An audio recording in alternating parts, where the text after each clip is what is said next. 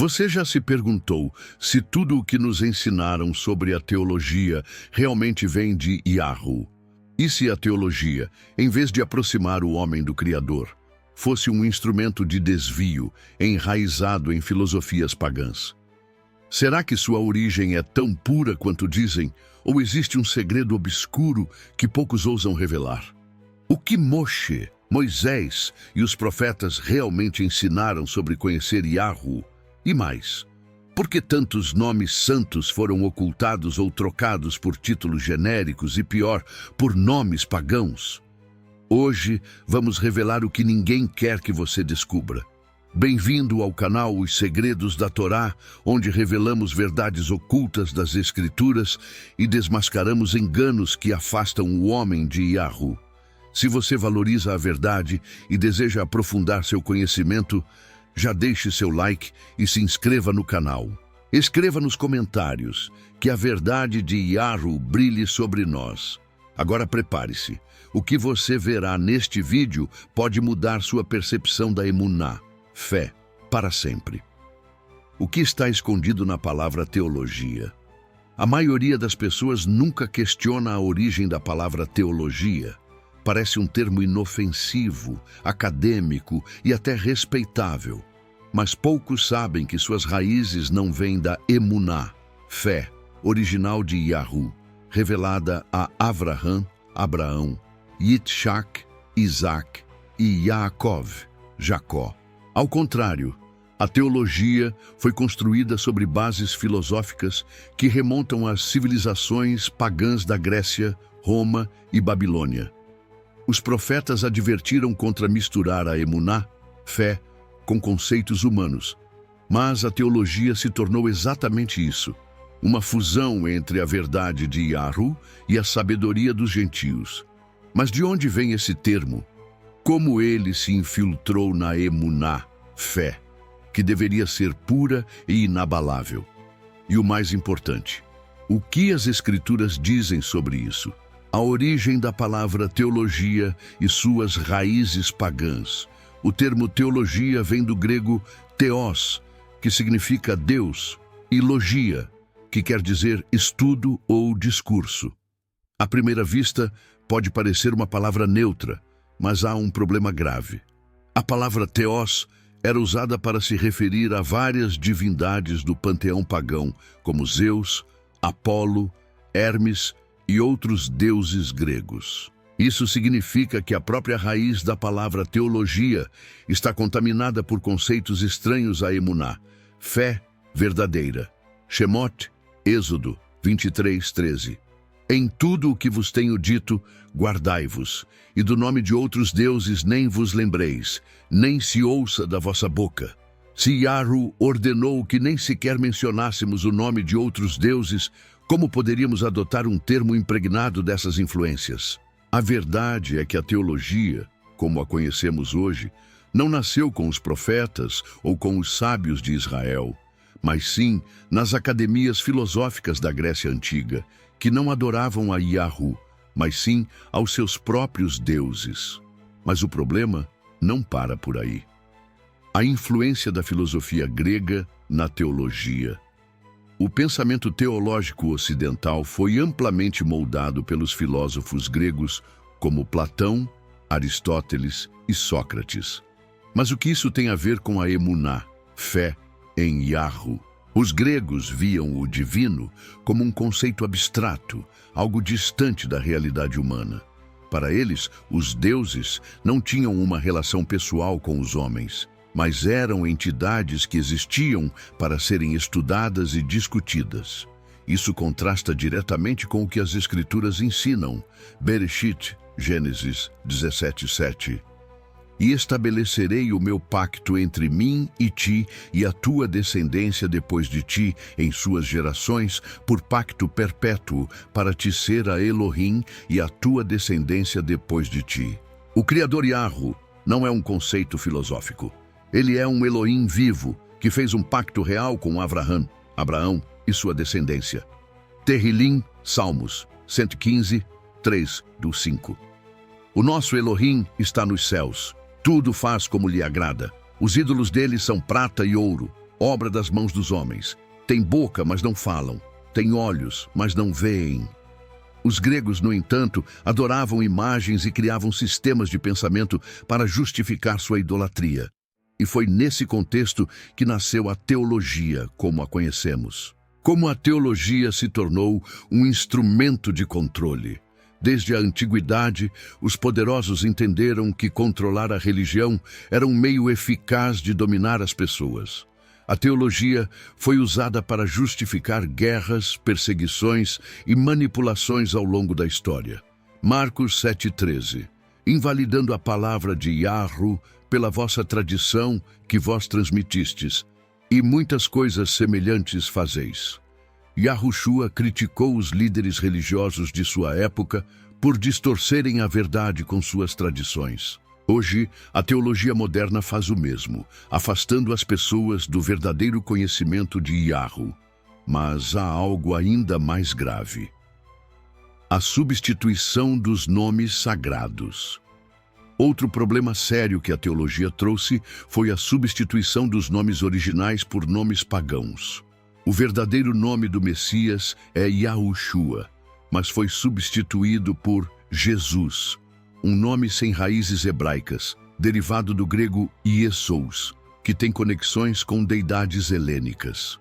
O nome do Criador, Yahru, foi trocado por títulos genéricos como Deus e Senhor, termos que eram usados em cultos a Baal e outras entidades pagãs.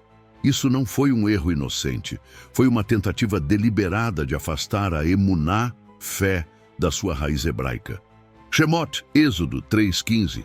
E disse mais Elohim a Moshe: assim dirás aos filhos de Israel: Yahru, o Elohim de vossos pais, o Elohim de Abraão, o Elohim de Itshak, Isaac, e o Elohim de Yaakov, Jacó, me enviou a vós. Este é o meu nome eternamente, e este é meu memorial de geração em geração. Se Yahru declarou que esse é seu nome eternamente, por que foi ocultado? A resposta é simples: para apagar a identidade do verdadeiro Elohim e substituir pela tradição teológica pagã. Este é apenas o começo. Agora que você viu as origens ocultas da teologia, no próximo bloco, vamos aprofundar como esse sistema afasta as pessoas da verdade, quais doutrinas foram introduzidas para enganar e quais são as provas disso nas Escrituras. Você está preparado para a verdade? Continue assistindo. Como a teologia afasta as pessoas da verdade. Agora que compreendemos que a teologia tem raízes em filosofias pagãs e que seu próprio nome está contaminado por conceitos estrangeiros a emuná, fé em Yahru, surge uma questão ainda mais importante. O que exatamente essa teologia fez para afastar as pessoas da verdade? Ao longo da história, a teologia se tornou um instrumento poderoso para distorcer a emuná, fé original, e implantar doutrinas que nunca foram ensinadas pelos profetas ou por Yahushua HaMashiach. Vamos analisar as principais formas pelas quais a teologia desviou a humanidade do verdadeiro conhecimento de Yahru e substituiu a revelação pela tradição. 1. A introdução de conceitos filosóficos na emuná, fé. No pensamento hebraico original, a relação com Yahru é baseada na obediência à Torá e na comunhão com ele. Não há espaço para especulação filosófica ou tentativas humanas de explicar o inexplicável. Mishlei, Provérbios 3, 5, 6. Confia em Yahru de todo o teu coração e não te estribes no teu próprio entendimento. Reconhece-o em todos os teus caminhos e ele endireitará as tuas veredas. Mas a teologia ocidental introduziu a ideia de que o conhecimento sobre Elohim deveria ser sistematizado, debatido e analisado conforme os princípios da filosofia grega. Isso criou um afastamento da simplicidade da emuná, fé original. Um exemplo claro disso é a tentativa dos teólogos cristãos de definir a essência de Deus em termos filosóficos, algo completamente alheio à revelação bíblica. Yeshayahu, Isaías 55, 8, 9. Porque os meus pensamentos não são os vossos pensamentos, nem os vossos caminhos os meus caminhos, diz Iarro. Porque assim como os céus são mais altos do que a terra, assim são os meus caminhos mais altos do que os vossos caminhos, e os meus pensamentos mais altos do que os vossos pensamentos. Isso significa que tentar compreender Iarro por meio da lógica humana é um erro grave. A emuná, fé, não se baseia em conceitos filosóficos, mas na revelação. 2. A transformação da emuná, fé, em dogmas religiosos. Com a ascensão da teologia sistemática, a emuná, fé, em Iarro, deixou de ser um caminho prático de obediência e se tornou uma religião institucionalizada, onde doutrinas humanas passaram a substituir a verdade das Escrituras. Marcos 7, 7 e 8. Mas em vão me adoram, ensinando doutrinas que são preceitos de homens, porque deixando o mandamento de Iarro, retendes a tradição dos homens. A teologia pegou a pureza da emuná, fé, e a transformou em um conjunto de dogmas que servem mais para controle do que para conduzir as pessoas à verdade.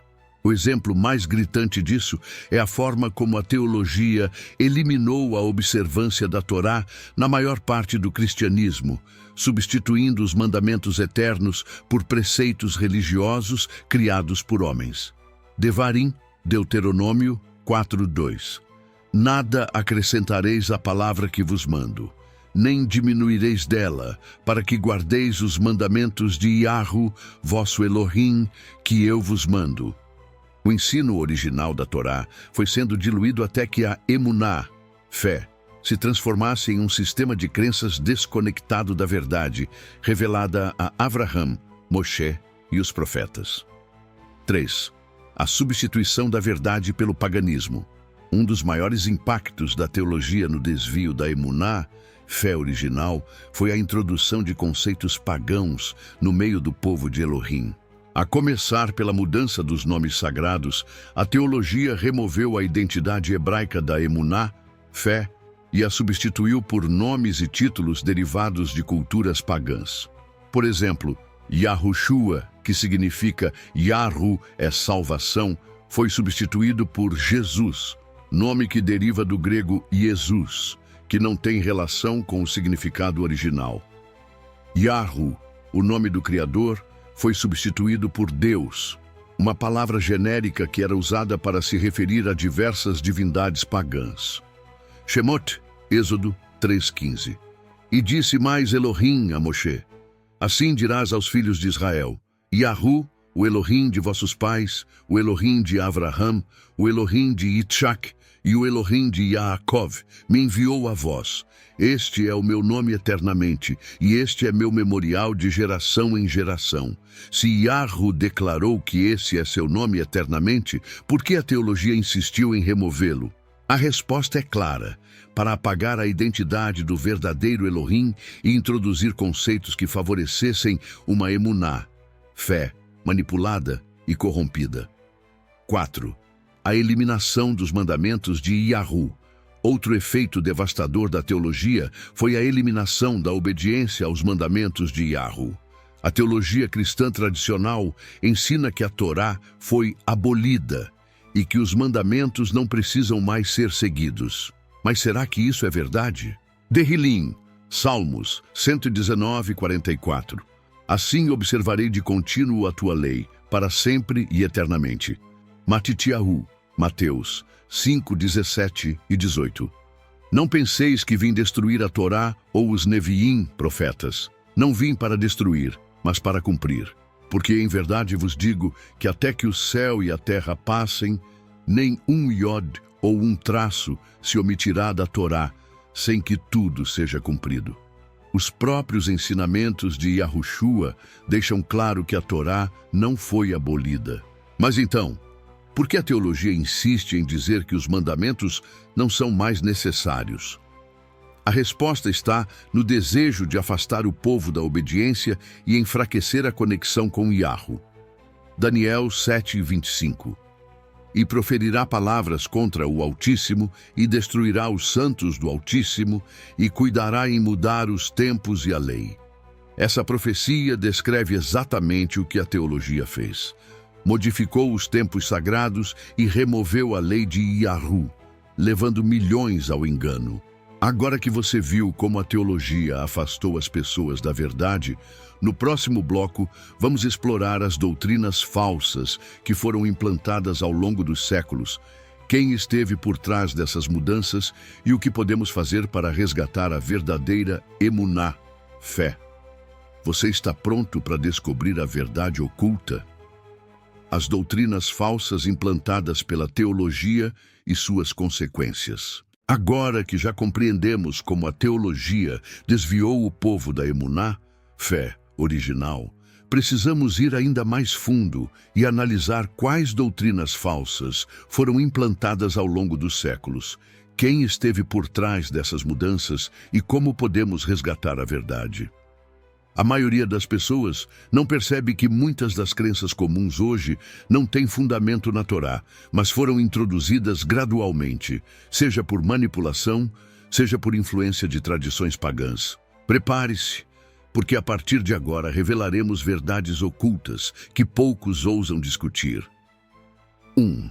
A doutrina da Trindade, um conceito estranho às Escrituras. Uma das doutrinas mais difundidas na teologia cristã é a ideia da Trindade, que ensina que o Criador seria dividido em 3 pessoas, Pai, Filho e Espírito Santo. Mas será que essa ideia tem base na Torá e nos escritos dos profetas? Devarim, Deuteronômio 6:4. Shema Israel, Yahu Eloheinu, Yahu Errad. Ouve, ó Israel, Yahu, nosso Elohim, Yahu é um. Desde os tempos de Moshe, Moisés, o ensinamento sobre Yahu sempre foi claro. Ele é um, indivisível, eterno. A ideia de um Elohim tripartido nunca foi mencionada nas escrituras hebraicas. Então, de onde veio esse conceito? A Trindade foi formalizada no Concílio de Niceia, em 325 d.C., sob influência do imperador romano Constantino, que desejava unificar o império sob uma única religião. Ele impôs um modelo baseado nas crenças pagãs que já existiam no império, como a trindade de Ísis, Horus e Osíris no Egito e de Júpiter, Netuno e Plutão em Roma. Ou seja, a trindade é uma ideia pagã e não uma revelação de Yahu, Yeshayahu, Isaías 42:8. Eu sou Yahu, este é o meu nome, a minha glória, pois a outrem não darei, nem o meu louvor às imagens de escultura. O Criador nunca compartilhou sua glória com ninguém. Ele é único e soberano. 2. O domingo, como dia de descanso, uma mudança imposta. Outro grande desvio que a teologia trouxe foi a mudança do Shabat, sábado, dia do descanso, para o domingo. Shemot, Êxodo 28:10. Lembra-te do dia do Shabat para o santificar. 6 dias trabalharás e farás toda a tua obra. Mas o 7º dia é o Shabat de Yahu, teu Elohim. Desde a criação do mundo, o Shabat foi estabelecido como um sinal entre Yahu e seu povo. Mas em 321 d.C., o imperador Constantino decretou que o domingo seria o dia do Senhor, não por revelação divina, mas porque o domingo era o dia de adoração ao deus Sol, Mitra, a divindade pagã mais cultuada em Roma naquela época. A mudança foi uma estratégia para atrair os pagãos ao cristianismo, corrompendo o mandamento original de Yahu. Yecheskel, Ezequiel 20:12. Também lhes dei os meus sábados, para que servissem de sinal entre mim e eles, para que soubessem que eu sou Yahu, que os santifica. Ao rejeitar o Shabat, as religiões teológicas rejeitaram o sinal de aliança com Yahu. 3. A celebração de festas pagãs no lugar das moedim de Yahu. Vaikra, Levítico 23:2. Fala aos filhos de Israel e dize-lhes: as solenidades de Yahu, que convocareis, serão santas convocações. Estas são as minhas festas. A Torá estabelece claramente as moedins, festas sagradas de Yahu, que são Pessach, Páscoa, Matzot, festa dos pães ázimos, Bikurim, primícias, Shavuot, Pentecostes, Yom Teruah, festa das trombetas, Yom Kippur, dia da expiação, e Sukkot, festa dos tabernáculos. No entanto, a teologia cristã removeu todas essas celebrações e as substituiu por festas de origem pagã, como Natal, data associada ao nascimento de Tamuz, um deus babilônico, e de Mitra, o deus sol dos romanos. Páscoa cristã, festa misturada com elementos de cultos à deusa pagã Eostre, de onde vem o nome Easter, em inglês, dia de finados, tradição pagã ligada ao culto dos mortos e ao festival celta de Samhain, que também deu origem ao Halloween. Yirmeyahu, Jeremias 10, 2 e 3. Assim diz Yahru: não aprendais o caminho das nações, nem vos espanteis com os sinais dos céus, porque as nações se espantam deles, porque os costumes dos povos são vaidade.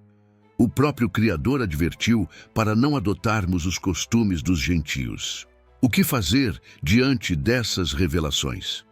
Agora que você conhece a verdade sobre a teologia e suas corrupções, surge a grande pergunta: o que podemos fazer para retornar à verdadeira emuná, fé em Yahru? Yirmeyahu, Jeremias 6,16. Assim diz Yahru: ponde-vos nos caminhos, e vede, e perguntai pelas veredas antigas qual é o bom caminho, e andai por ele, e achareis descanso para as vossas almas. O Criador nos chama a retornar às veredas antigas, ao caminho que Ele mesmo estabeleceu. No próximo bloco, vamos falar sobre como podemos restaurar a emuná, fé original, quais passos tomar e como viver segundo a vontade de Yahru, longe das doutrinas humanas. Você está pronto para essa jornada? Como retornar à verdadeira emuná, fé, e abandonar as doutrinas humanas? Chegamos ao momento mais importante desta jornada. O que devemos fazer agora? Já vimos como a teologia foi criada sob influências pagãs, como a emuná, fé original, foi distorcida ao longo dos séculos e como nomes e mandamentos sagrados foram removidos e substituídos. Agora, a grande questão é: como podemos restaurar a verdade? Como nos livrar das doutrinas que nos foram impostas e voltar à verdadeira emuná, fé, em Yahru? A resposta não está em novos dogmas, nem em religiões criadas por homens, mas sim no retorno às Escrituras, na busca pela verdade revelada desde os tempos de Abraham, Moshe e os profetas. Vamos explorar os passos necessários para esse retorno. 1. Restaurando o nome sagrado de Yahru. Shemot, Êxodo 3:15.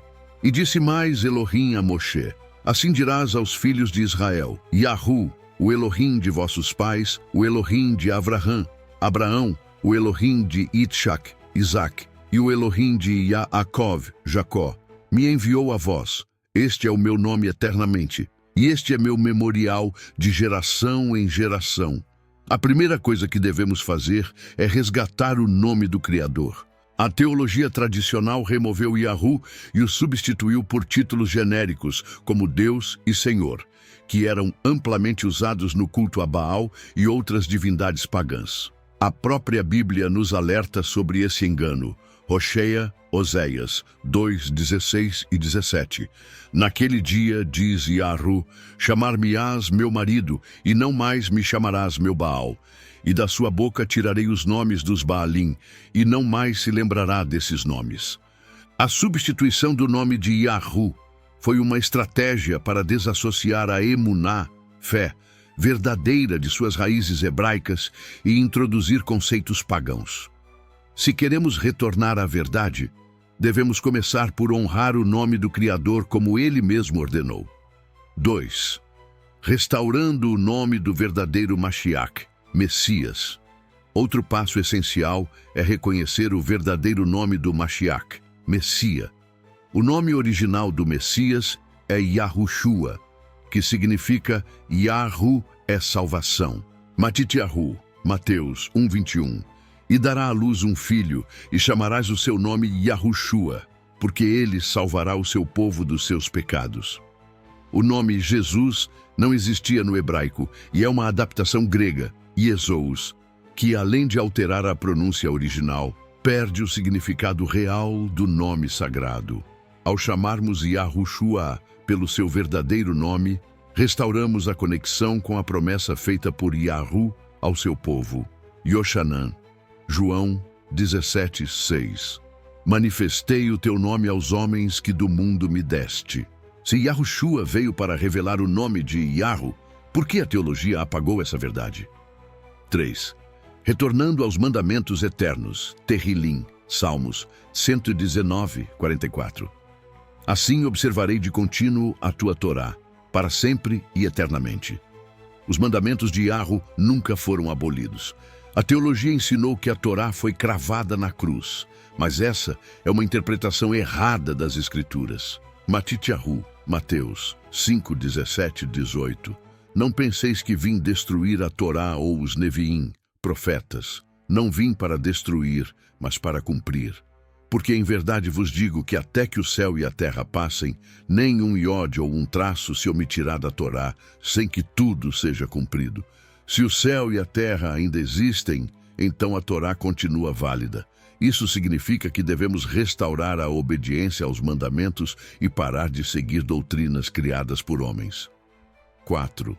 Observando as verdadeiras Moedim, festas de Yahu, Vaikra, Levítico 23:2.